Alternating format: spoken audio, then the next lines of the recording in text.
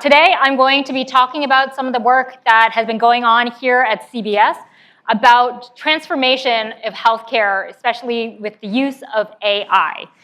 So I thought that I would start by setting a level field and starting with a couple of data points.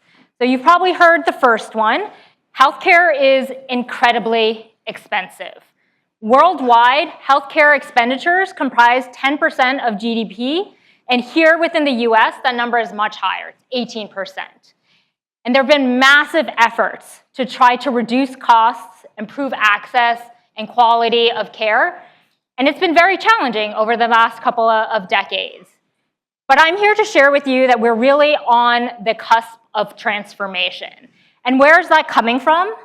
It's coming from data and AI. So some other facts that are maybe interesting to you.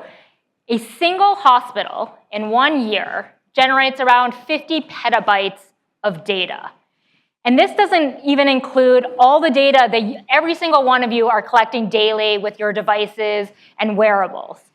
And so the rate at which healthcare data is growing is astronomical.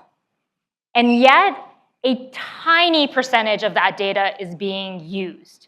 Only 3% of that data is actually being utilized to reduce costs, improve access, and quality. Only 6% of hospitals claim to have any sort of AI strategy. And so while all of this data is coming to the forefront, and while it has yet to be tapped, we really are starting to see this shift as people are becoming more open to data and more open to AI. So for me, as a faculty in the Decision Risk and Operations Division, a lot of the questions that I think about is, if we want to utilize AI and we want to utilize predictive analytics to improve healthcare, how do we do this? How do we actually operationalize these decisions? And what benefits do we hope to be able to see? So I wanted to give you a concrete example of where we might be able to utilize these types of tools. And it is in the context of hospitals, and specifically the emergency department. Most hospitals have what we refer to as surge plans.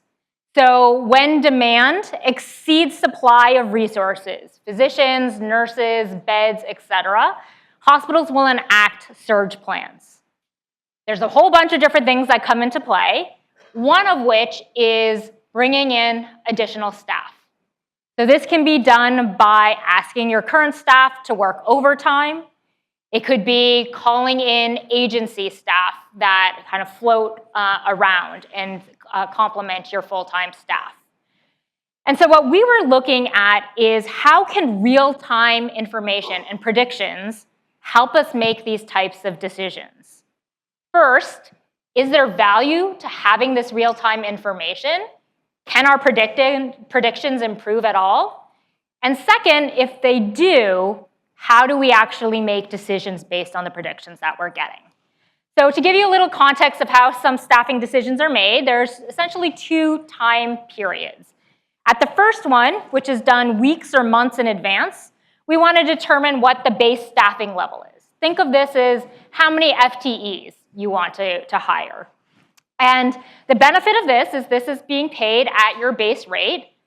The challenge is you're making this decision well in advance before you actually know what the demands are of patients. Then you can wait for time to evolve, and it's right before shift begins. And you suddenly realize there is a line of patients out the door, and you don't have enough staff to be able to handle that. And so you can call in additional staffing, but you have to pay them a premium. You have to pay them overtime or additional rates to actually entice them to come in on those short notice. But the benefit is you have a lot more information about what's happening right now.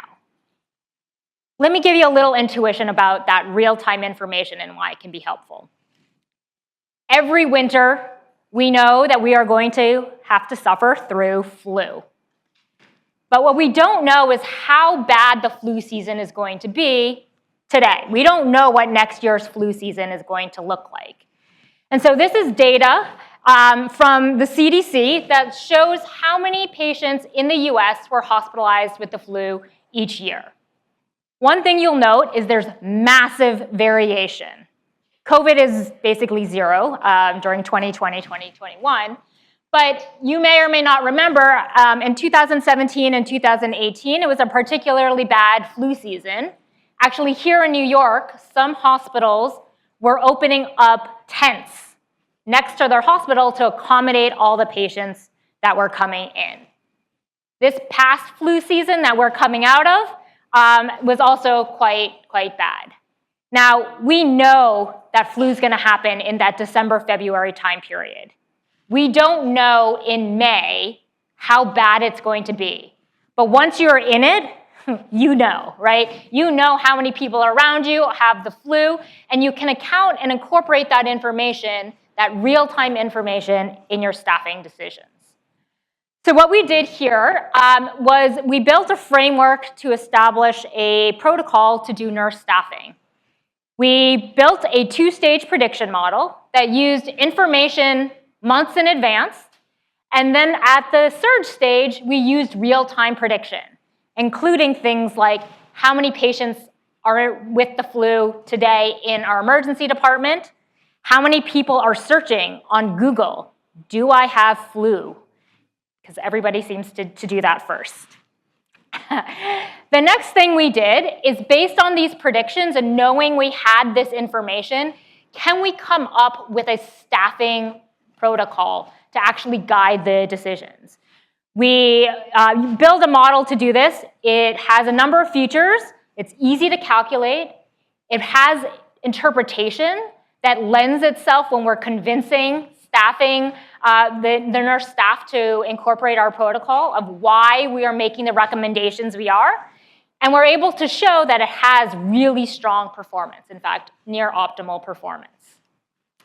And then what we did was we actually ran an implementation at Hackensack Meridian across the river in New Jersey, where each morning we would send to the nursing managing team an email with our predictions of how many patients are going to show up in the next 24 hours and our recommendations on how many nurses they should staff in each period.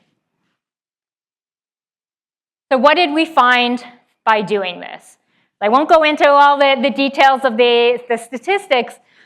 We looked at a number of different outcome measures of access. So I'll go from the right to the left.